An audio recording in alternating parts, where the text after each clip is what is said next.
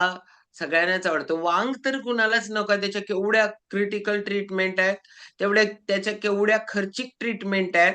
पण इथं आपण छानपैकी अन्न घेऊन, थोडीशी लाईफस्टाईल चेंज करून आपण हा रिझल्ट पण घेऊ शकतो. ह्याची कितीतरी उदाहरणं आहेत आपल्याकडं, की हा रिझल्ट आपल्याला भेटू शकतो. आता आपण जाणार आहोत लास्ट एक्सपिरियन्स साखरवाले. नावातच साखर आहे. आणि स्वतःमध्ये पण साखरवाल्यांनी साखर घेतली. ओके.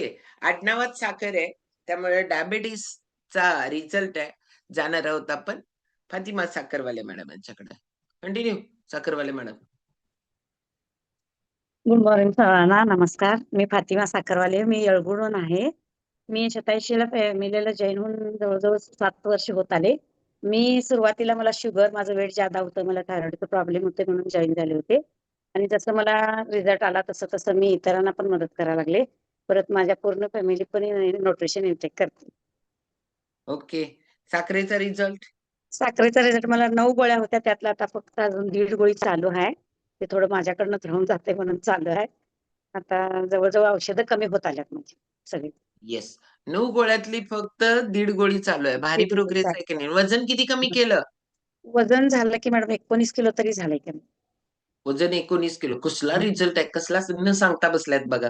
9 गोळ्यातल्या एवढ्या गोळ्या 7.5 गोळ्या बंद झाल्या आणि बंद झालं. दुसरं 19 किलोचा वेट लॉस आहे. मग का वेट नाही लॉस होणार? आणि माझं कसं होत होतं मॅडम, मी सगळं प्रयत्न करून बसले होते. मी जिम लावायची, परत योगा, जे काय काय मला माहिती मिळाली की मी त्यात म्हणजे उत्सुकतेने भाग घ्यायची. पण थोड्या दिवसासाठीच रिझल्ट यायचा. जिम लावलं तर पण तात्पुरता. जिम तर मी इथून येळगुडहून हुपरीला जायची आणि एकटी कशी जाऊ म्हणून दोघी तिघी चौघींना सोबत घेऊन जायची. त्या व्यायाम करायच्या आणि मला व्हायचंच नाही व्यायाम मॅडम. 10 मिनिटं जरी मी व्यायाम केलं तर मी दमायची, थकायची.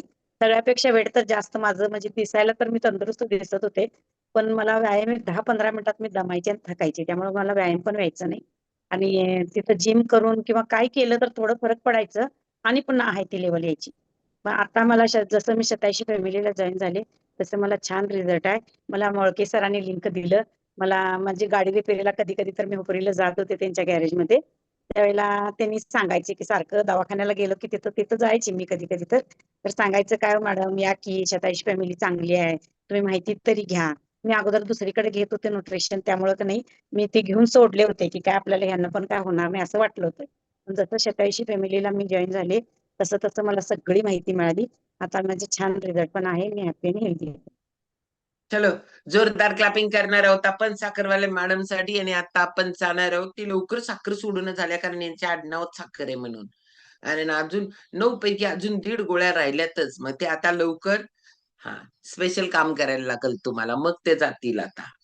आता आपण जाणार आहोत, की आजचा टॉपिक. गेल्या वेळेला आपण पी बघितलं. आता पी बघणार आहोत. आज शुक्रवार म्हटलं, की डॉक्टरांना वेळ असतो. म्हणजे आपल्याकडे आपली छानपैकी आपल्याला हे प्रॉपर हे सगळे डॉक्टर्स ना इंग्लिशमध्ये शिकतायत, इंग्लिश ज्यादा बोलतायत. एक कॉमन मॅनला हे सगळे आजार कळत नाहीत.